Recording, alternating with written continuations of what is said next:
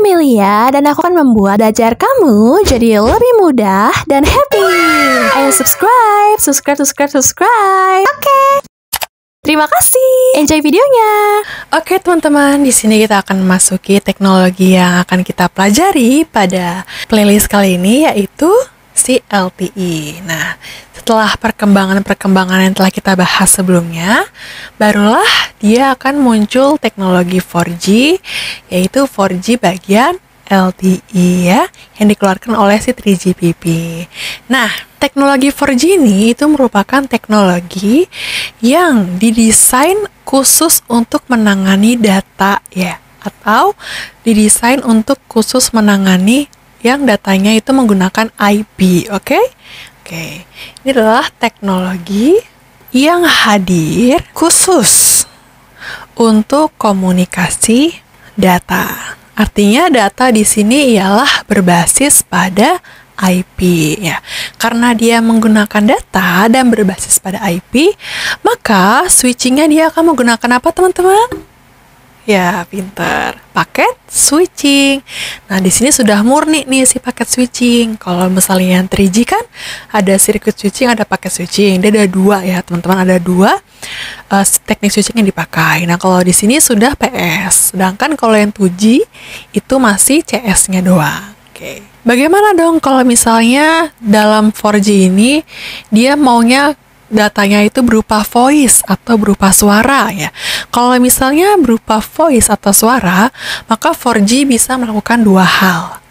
Dia yang pertama bisa menggunakan VoLTE, artinya ini adalah voice over LTE ya, dia menggunakan voice di dalam jaringan si 4G, dan khususnya dia akan menggunakan perangkat namanya IMS, atau dia menggunakan CSFB, Circuit Switching Fallback, artinya dia kembali ke teknologi circuit switching atau kembali ke 3G ataupun 2G, tergantung dengan teknologi yang ingin dia pakai atau K2G atau 3G gitu ya. Kalau dalam VoLTE atau menggunakan perangkat IMS, ini terjadi ketika si 4G-nya ini sudah bersifat SA ya, atau standalone. Standalone itu apa? Maksudnya standalone itu kayak gini loh.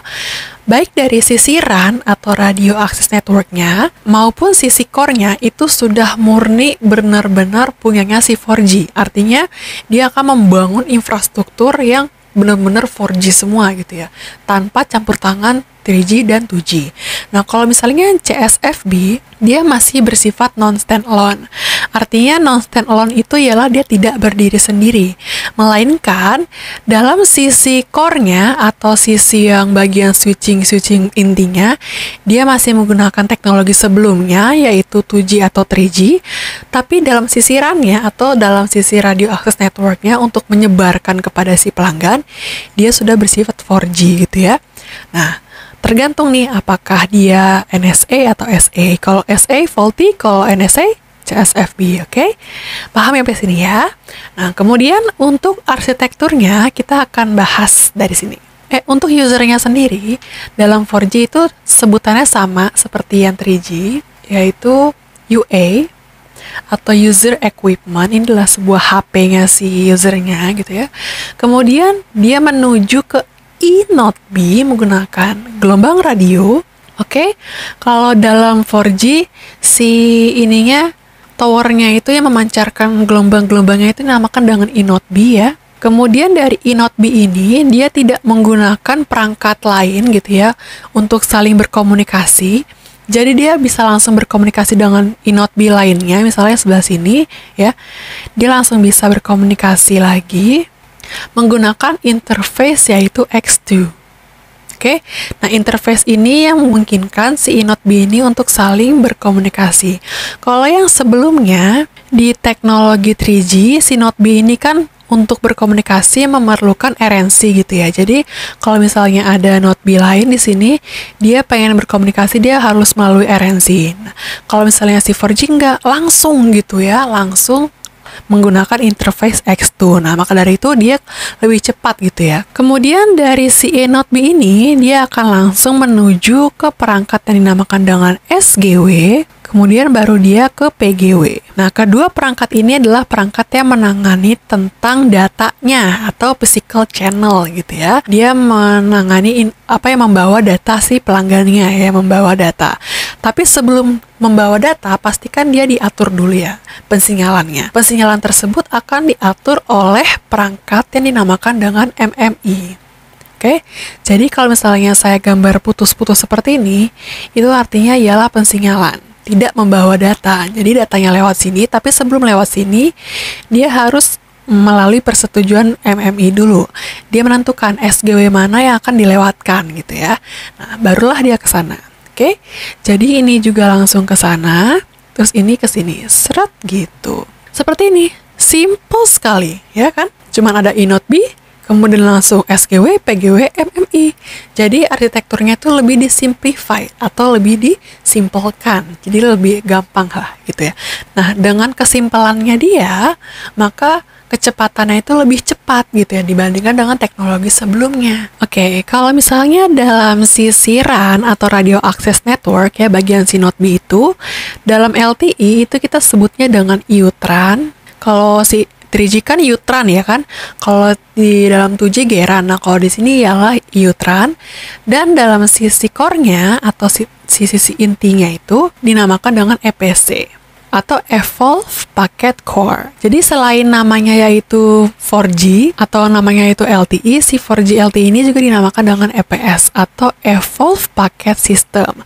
Nah, Evolve Packet System ini terdiri dari dua hal, EUTAN dan EPC gitu ya.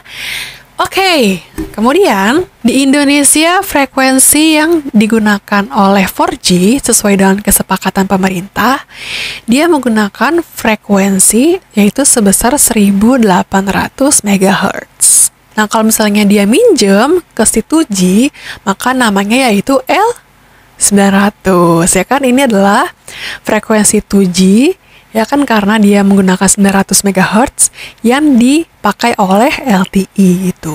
Nah, kalau misalnya yang murninya sih dia memakai segini, umumnya ya teman-teman. Kemudian untuk modulasinya sendiri, dia akan lebih cepat ya pemrosesannya, karena modulasinya itu ada 3 jenis teman-teman.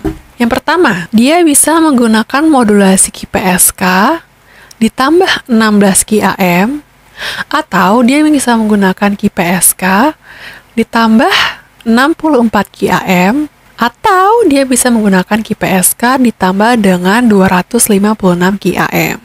Nah, pokoknya tergantung dia menggunakan yang modulasi pertama, kedua, atau ketiga. Jadi seperti itulah teknologi 4G LTE.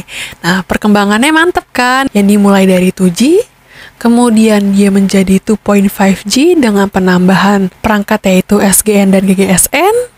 Terus berkembang lagi 2.75 dengan penambahan softwarenya.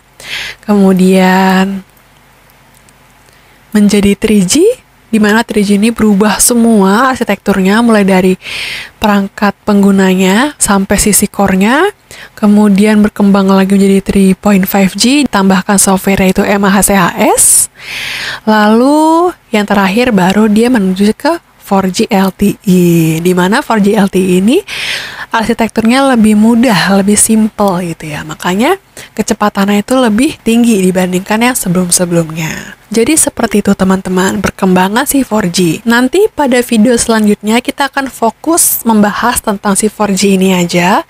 Bagaimana sih teknologi ini melakukan kinerjanya gitu kan. Nah, tapi sebelum ke sini, kita akan membahas dulu tentang namanya reforming frekuensi. Apa itu reforming frekuensi? Jadi, reforming frekuensi itu seperti penataan ulang ya. Reforming itu adalah penataan ulang. Jadi, pada awalnya ya, pada zaman dahulu kala, frekuensi-frekuensi yang dipakai dalam 4G itu baik dari operator XL, Indosat, Telkomsel itu seperti teman-teman. Dia tersebar. Pertama-tama XL dulu, kemudian Indosat, terus Telkomsel, balik lagi ke XL, menuju Telkomsel lagi, itu kan. Jadi kalau misalnya dia seperti itu, penataannya itu kan kurang bagus ya. Nah, maka dari itulah dia di-reforming atau ditata ulang supaya dia lebih tertata dengan rapi. Maka XL akan mempunyai 2,2 MHz gitu dalam 4G ya, atau dalam 1800. Kemudian si Tri menggunakan 10 MHz, Indosat 20 MHz, Telkomsel 22,5 MHz gitu. Nah, kalau misalnya dia seperti ini, maka dia akan lebih rapih lagi. Ini adalah proses optimasi, karena optimasi itu adalah proses di mana praktik yang digunakan untuk meningkatkan kinerja jaringan gitu lah ya. Supaya lebih bagus lagi dalam mengirimkan atau mentransmisikan datanya ke si user. Cukup sekian dulu yang bisa saya sampaikan dalam pendahuluan teknologi 4G ini.